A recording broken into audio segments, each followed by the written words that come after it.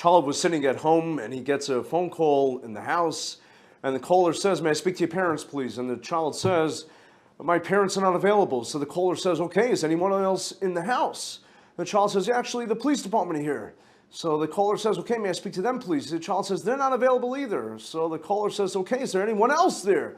The child says, "The fire department is here." So the caller says, "May I speak to them, please?" And the child says, "Well, they're not either available." So the caller is really exasperated. He says, "You're telling me that your parents, the police department, the fire department, they're all in the house and no one's available. What are they all so busy with?" And the child says, "Well, they're looking for me." Children are really impossible. But I'd like to present to you possibly an approach that will guide and help you understand children a little better and contribute to success in raising children. Before that, let's examine what causes one child to be happy, fulfilled, to be a well-adjusted, wholesome child, while on the other hand, another child could suffer from dysfunction, depression, and Rahman al-Islam, chas v'shalom, fall victim to substance abuse and all the terrible vices and really go off the beaten path, off the derech. What is it all about? And really, there are many determinants. There's not just one. There are many determinants that could contribute to the outcome of a child's either success or failure. There are many determinants. One determinant is school. If a child is being bullied in school, if a child's frightened to go to school, if a child goes to a class and the child is a high achiever and he's not being stimulated in the class, or he's not having extracurricular activities or enrichment, he feels stifled, that could really be something terrible. If the teacher is a condescending teacher that berates a child, or demeans a child, that's a horrible, horrible thing for a child. It could really cause a child to eventually go off. Technology. If a child goes ahead and goes online on the internet, one click on the internet could ruin a child or even an adult's, certainly a child's life. In neighborhood and friends, if a child falls into the wrong clique of friends, those friends could bring down the child terribly. And then, of course, there's learning disabilities. Learning disabilities, if a child is frustrated, if a child is humiliated because a child can't learn according to the level of the peers, that's also really, really, really devastating and disastrous and deleterious for the growth of the child. However, all those determinants aside, there's still one single greatest determinant that will really determine the outcome of your child and contribute to the child's success or failure, and that is the two most important people in the child's life. I'm speaking about the child's parents. There's no one more important to the child than the child's parents. The child is a composite, both genetically and psychologically, a composite of the parent. And that's why the Maharal says that Yeled, the Lashon HaKodesh, the Hebrew word for child, Yud Lamed Dal, Yud is 10, Lamed is 30, and Dal is 4. It equals 44, because Yeled is the byproduct. Yeled is the extension of the Av. Av is Aleph Beis is 3. Father, Aim is mother is 41. Aleph and a Mem is 41. 3 and 41 is 44. Yeled is 44 because the child is the product of the surroundings of the parents. The more love, the more consistency, the more stability that the parents provide in the house, the more of a chance that child will be stable, will be consistent, and will be raised to become a healthy, productive adult. But it's dependent on the parents. And the same way a plant needs oxygen, sunlight, and water to grow and to be a healthy, vibrant plant, a child, the principal and primary ingredient in the child's life is love. The child needs love. Love means physical contact. It means hugging and kissing. It's very important for a child to get. It's good for their sensory development, and it's good for their confidence, esteem, to get love. And it's also verbal love, emotional love. To tell your child, I love you. You could say it numerous times today, say, I love you, I care about you, you mean the world to me, there's nothing more precious, nothing more valuable to me. You can tell me anything in this world, I will not judge you. I am your parent that loves you. There's nothing more important than love. As a matter of fact, in Yiddishkeit and Judaism, we believe that love is so crucial that it is love that brings Hashem, that brings God's presence, God's Shekhinah into our homes. As a matter of fact, the Triska Maggid said, that how do you make Hashem? Through Ve'ahavta l'recha kamocha. And that's why the pasuk actually says, "Ve'ahavta l'recha kamocha, ani Hashem." What makes Hashem? What brings God down into your life, into your home? Ve'ahavta l'recha kamocha. When you love one another. How is that? Because when one loves another, it means there are two people loving each other. When a parent loves a child and the child loves the parent, you have ahava and ahava coming together. Ahava, Aleph Hey Veis Hey is 13. Aleph Hey Veis Hey is 13. 13 and 13 is 26. That's a Shem Havaya Kodesh Baruch Hu. That's a tetragrammaton. That's God's name. Ve'ahavta l'recha kamocha. When there's love, there's God. Says Rav Avram Masadi Gora, if you want to know how God's going to judge you, the Rebbeinu Shalom, how God, the Master of the Universe, will judge you in your life, it's commensurate with how much you love others. But particularly, of course, Kal V'chomer V'kol Shkein, how much you love your children. Because chesed starts at home. Kindness and love starts with your own children. Of course, your spouse and your children. It's important actually that your parents, as parents, it's important that your children see a loving relationship amongst the spouses, that they see you talking to one another, that they see the empathy, they see the compassion, that they see the real love between spouses. Says Rav Avram Seligar, that when you love one another, kamoicha ani Hashem. That is how I'm kamoicha, like you treat others, ani Hashem. That's how I am going to be Hashem in your life. You want to know how I judge you? You want to know why things occur and transpire in your life? It depends on how much love you give. That's how important love is in a relationship. So let's examine a father's role and a mother's role in a child's life. The father is Av, Aleph Beis. That means that the father is the Aleph Beis, the building blocks, the ABC of the child's life. Many people think the father doesn't contribute too much in the growth and development of a child. It couldn't be further from the truth. That's a tremendous misconception and a misnomer. A father is exceedingly pivotal in a child's development. The father contributes, gives the child that stamina, the esteem, the confidence, the structure, the foundation, the fortitude. And the mother's Aleph Mem.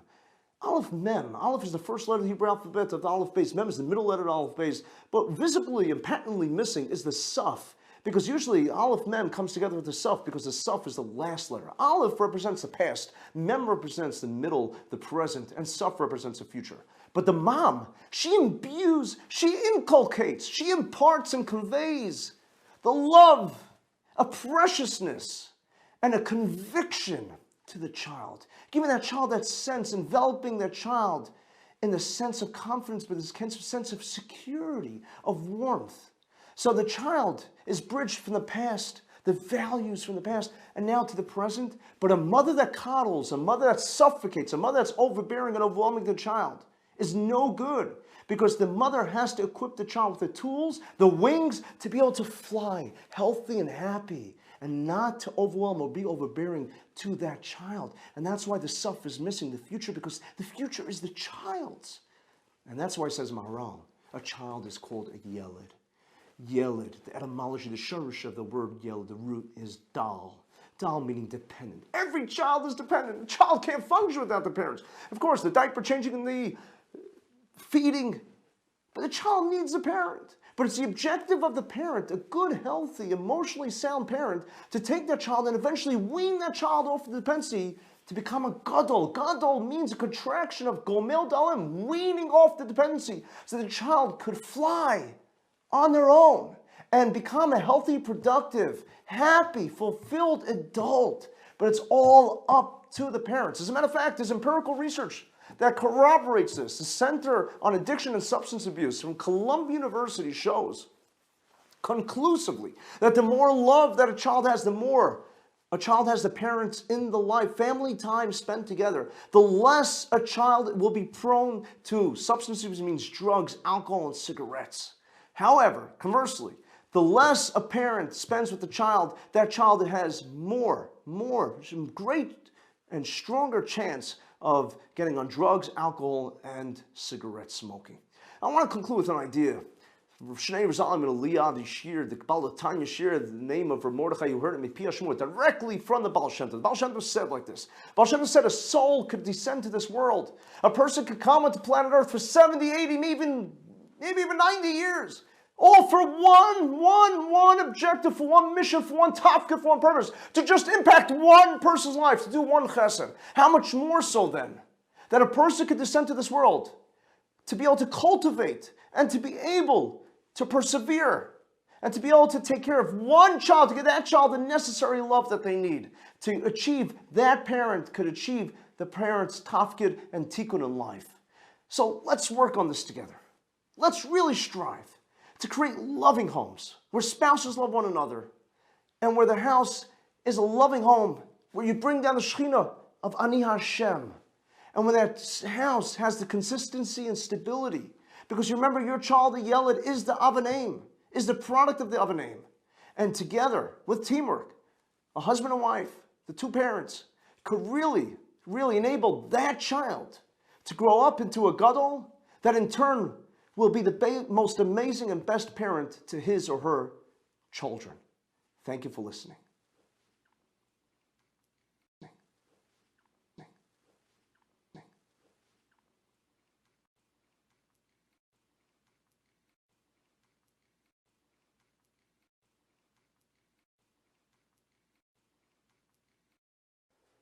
There was a lady that went on a city bus, and the bus driver looked at the lady. She was actually holding her little baby.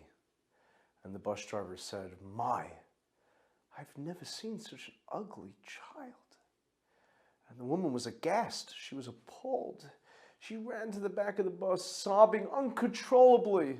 So there was a man who was also at the back of the bus, and he says, "What happened?" He saw that she was just beside herself in grief and devastated. He says, what happened? She said, "The bus driver, he said something terrible." So the man said, "Listen, give me your monkey and you'll go ahead and you'll tell off the bus driver in the meantime." Kids sometimes are monkeys. Kids are very, very difficult.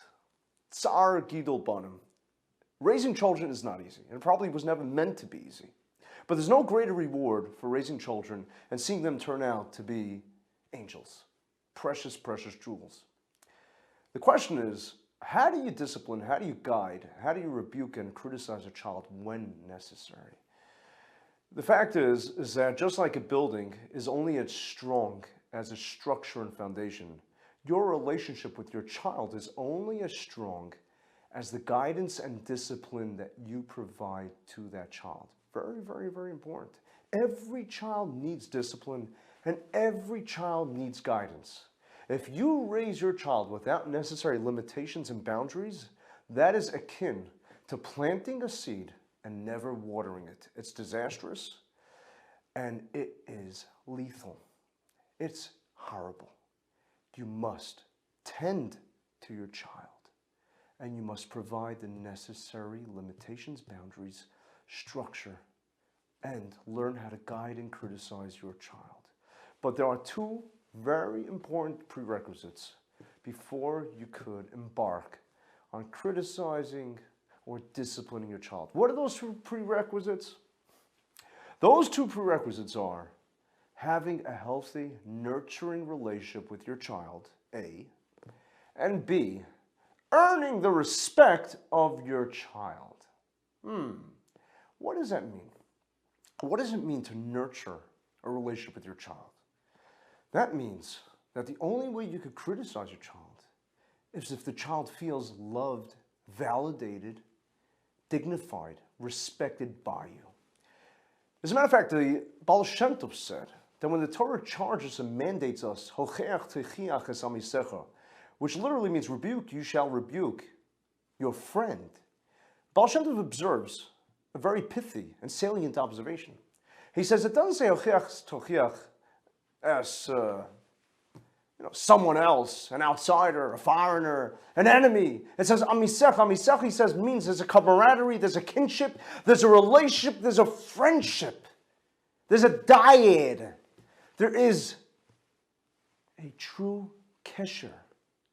He says, because if you're going to rebuke, if you're going to criticize someone who feels threatened, then that person views it as something menacing and malicious, harmful and hurtful, and that person will not respect anything. As a matter of fact, it's counterproductive.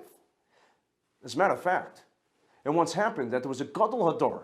We don't know the identity of this Gadol Hador because the Baal Shem Tov never named who this Gadol Hador was, who was severely critical about people in the Baal Shem Tov's generation. He castigated and lambasted. He wanted to malign them.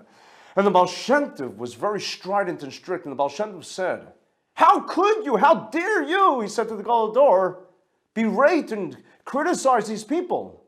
They are not Amisecha. They're not your people. Of course, they're part of the same nation, Amcha Yisrael. But what he's saying was, he said, you're a recluse. You're a holy of holies.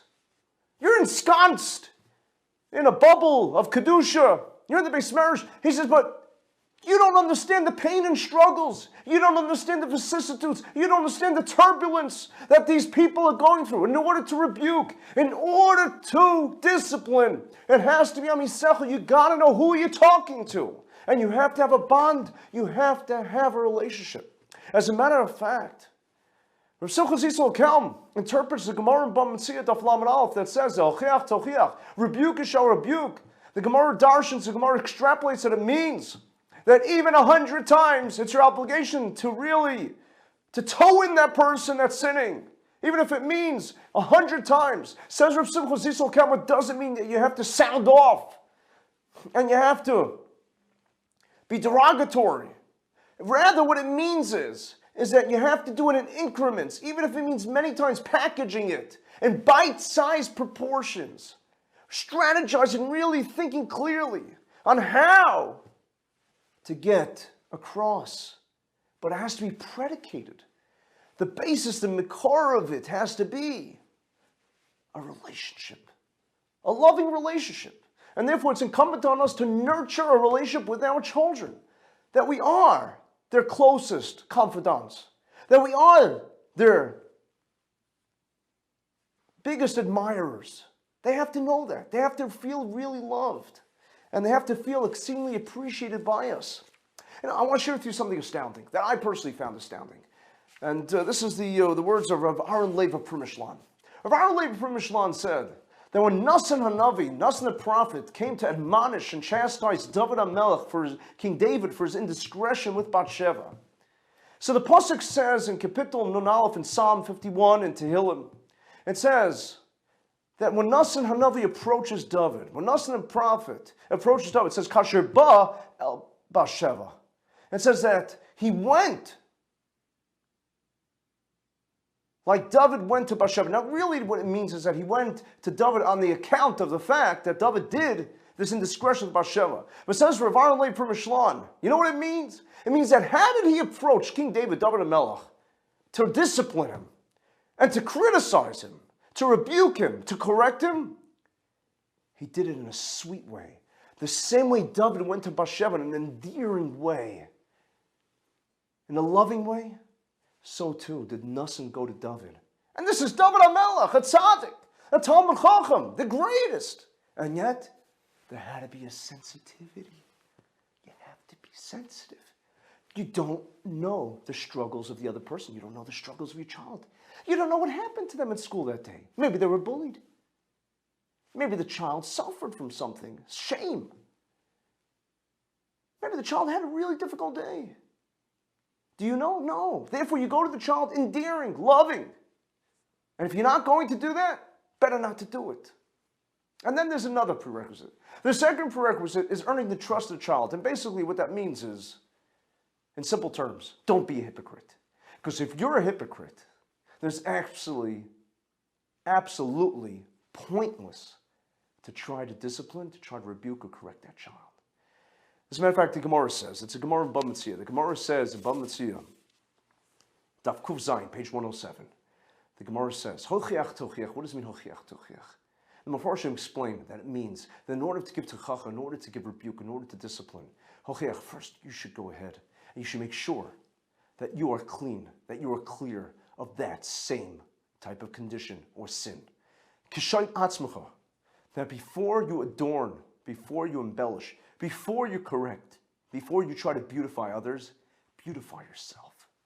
Because if you are suffering from that same condition, if you are suffering from that same indiscretion, if you are suffering from that same sin, and you go to your child and you try to discipline your child will look at you, and your child will never be receptive or accept. So for example, you tell your child, you're spending too much time playing games or on your phone, or online if the child has access to online.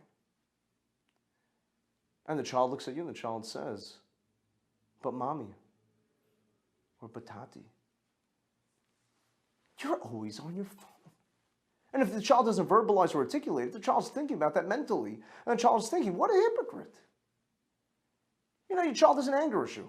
And your child really gets irate and blows a fuse. And you discipline the child. And the child's thinking, who's the parent to criticize me? He or she always gets angry. And of course, the old story. You want your child to behave in shul and to be quiet in shul. When the child sees you talking the entire, you can't be a hypocrite. First you have to adorn, first you have to correct yourself. And then tochiach. And finally, the Gemara in Yevamos. The Talmud says in Tract Yevamos, Daf Samachay, page 65, that sometimes it's better to be quiet and not to rebuke. One has to know the time and the place. And really, in order to know when to rebuke and when to discipline, it's very hard for us to be objective. And sometimes we just don't have the knowledge. And that's why it's important to have a relationship with a Rav, with a Moreh Ra, or with a therapist, or maybe in conjunction with a therapist, to understand how to guide and how to discipline a child.